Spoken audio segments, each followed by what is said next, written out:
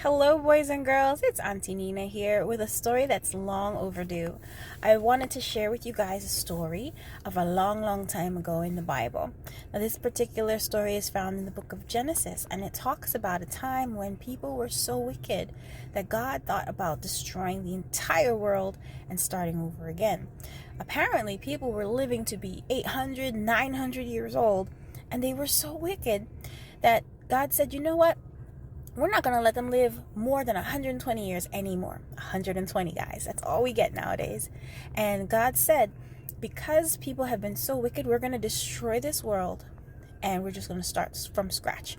But there was one person that found favor because he had a good heart. He was a good person, and his name was Noah.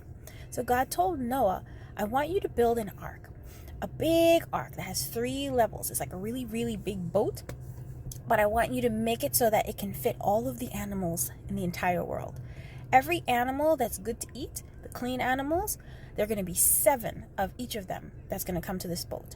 And every animal that's not good to eat, there's going to be 2 that comes to the boat. 1 male, 1 female. So it's going to be pairs of 2 if it's unclean, and there are going to be pairs of 7, I believe, or 7 will come if it's clean.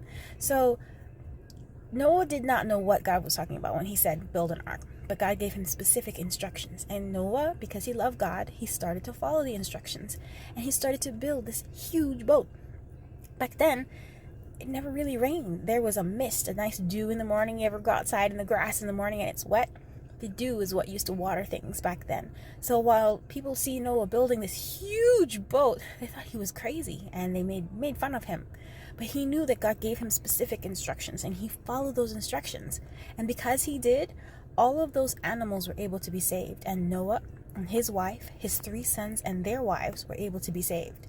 Now, can you imagine building this big ark, right? People are making fun of you, saying mean things, and you do it anyway because God told you that it's the right thing to do. And then God tells you and your family, go on this boat, and he closes the door. So you can't open it. And then all of a sudden, it starts to rain. The Bible says that it rained for 40 days and for 40 nights. I'm sure people would have been banging for Noah to let them in, but at that point, it was too late. So I want to encourage you guys. There are things that you have to do that you may not necessarily want to do, but you know it's the right thing to do. Do the right thing. It always comes back in the end as a blessing. Long story short, Noah and his family were in that ark for about 150 days because after the 40 days and 40 nights of rain, the rain was so high they had to wait for it to go down. And they didn't know when the land would be, available for them to walk on. So what they did is they sent out a raven, a bird, to go and look and see if there was land. But the raven couldn't find anywhere to perch, so he came back to the boat. Then Noah did it again. And he sent a different bird, and he sent out this bird, and the bird came back with an olive branch. So this meant that there was some place to land and something was growing. So then a couple days later, or 7 days later, I believe, he sent out the bird again, and then the bird didn't come back. So Noah knew that it was okay for him and his family to leave the ark.